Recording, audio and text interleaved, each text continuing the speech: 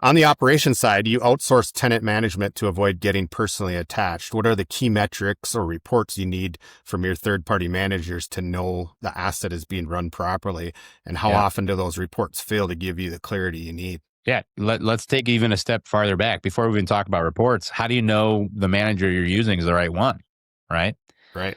So there's a handful of top management companies. There's about 50 in the United States that are like the top of the top, that they show up at industry trade shows, they have scale, et cetera. But there's still a bunch of regional players and smaller players that are not in that top list. Now, I've used a lot of those smaller guys. I have been one of those smaller guys. There's nothing wrong with them, but they usually don't have the systems in place to scale with you.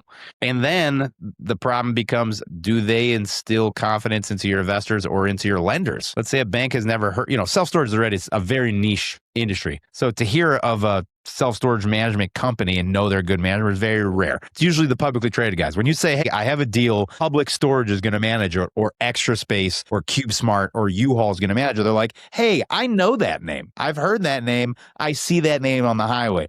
But when I say, ABC Management Company is going to manage it, they're like, who is that? How do we know they're going to protect our debt investment into this? So there's an unfortunate thing is, as you grow, you kind of grow out of these smaller management operators. So that's number one. Okay, so now you got a top 50 guy to choose from, or gal. Now you have to look at, is there an issue in that market where they may be competing against you? What if they own a store personally or manage for someone else inside of your trade area? Maybe they're not the best one to go with, because Right.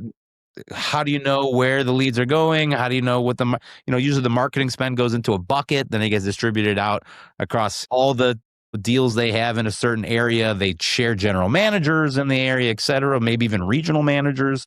So you have to see, hey, do you have any corporate-owned stores in my trade area? Do you have any third-party managed stores in my trade area? So that's question number two. The opposite can also be a problem. Let's say they have no stores in your trade area, but they have no stores in 100-mile radius of the one that you want them to manage. Now, all of a sudden, the setup cost for them to come into that market is on you. You're paying for the new general manager. You're paying for the new regional manager. You're paying for the new marketing startup, cold start to get into that market. So that can also be an issue. So you're literally paying for them to learn the market. Yes. So that can be a problem. So you also you got to try to find this Goldilocks zone.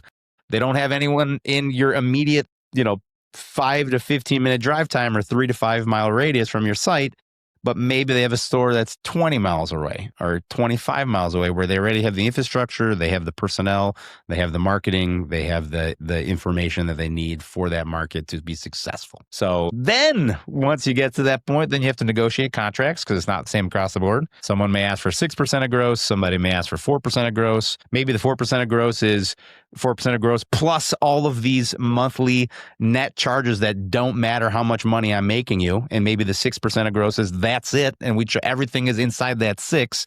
So then you have to balance that and see kind of how they project that cash flow going. Are they sharing tenant insurance money with you? Are they not sharing? Do they allow you to use your own brand? Are you going to have to pay them to put up one of their signs on your building? Right. So there's all these things that you have to take into account before you even get to the point of getting reports. So now we picked our horse. We know who we're going with. Everything's set. Ideally, you want to pick them, 3 months is probably the minimum before you open up. Probably 6 months is better. Give them enough time to learn the market, get ahead of it, start doing some guerrilla marketing, et cetera. And then now the reporting packages. So I like to have access to their property management software. I want to be able to log in myself as if I am them to pull my own reports, et cetera.